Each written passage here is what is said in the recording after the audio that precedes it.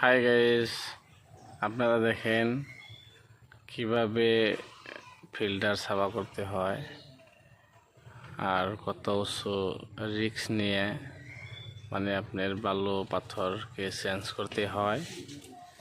তো আজকালে একটা সিস্টেম আছে, আপনার কেউ যদি ফিল্টার বানান তাহলে ফিল্টার বানাইতে পারবেন।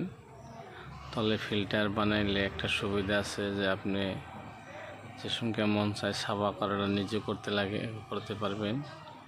কিন্তু এইরকম উপরে তো সবাই পারে না। তো তলে যদি ফিল্টারটা বানান, আজকালে উপরে একটা সিনটেক্স রাখলে হয়, আর এই ফিল্টারের থেকে পানিটা আপনার ফিল্টার করে উপরে উঠিয়ে দিতে পারেন। তো আপনারা দেখেন, বহুত রিস্কেরও কথা আছে, বহুত কষ্টের কথা আছে। তো আপনারা যদি যারা নতুন কেউ হয়তো পানির ফিল্টার বানিয়ে চাইতেছেন, কারণ আজকালে তো ফিল্টার ছাড়া কেউ পানি খায় না। কারণ আমাগো আসামে অনেক পানির থেকে বেমার আজার হইতেছে, বহুত ধরনের বেমার আজার। তো আপনারা ভালো একটা জায়গা দেখে বোরিং করবেন।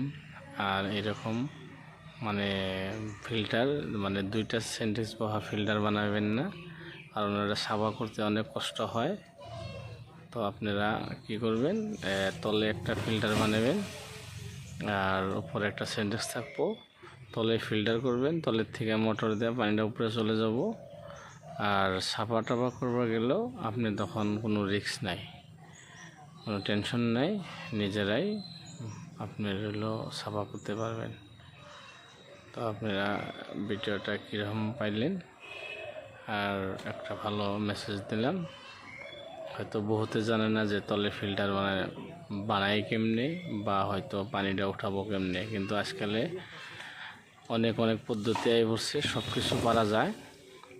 আর আপনি তলেই ফিল্টার বানাইতে পারবেন, তলেই পানি সাফা করতে পারবেন, তলে ফিল্টার সাফা করতে পারবেন, তলে পানির ফিল্টারটা আপনি উপরে উঠে দিতে পারবেন, উপরের থেকে তলে চলে যাব। যারা নাকি আসাম টাইপের কাজ ঘর বানাইছেন বা কেউ বানাইতেছেন বা হয়তো কেউ বানাবেন, তারা এগুলো। আর যদি ছাদ ঢালাই হয় তাহলে তো ছাদের উপরে ট্যাঙ্কি বানাইতে পারেন।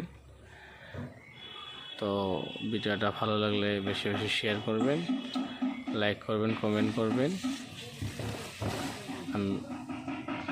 ধন্যবাদ। খুদা হাফেজ।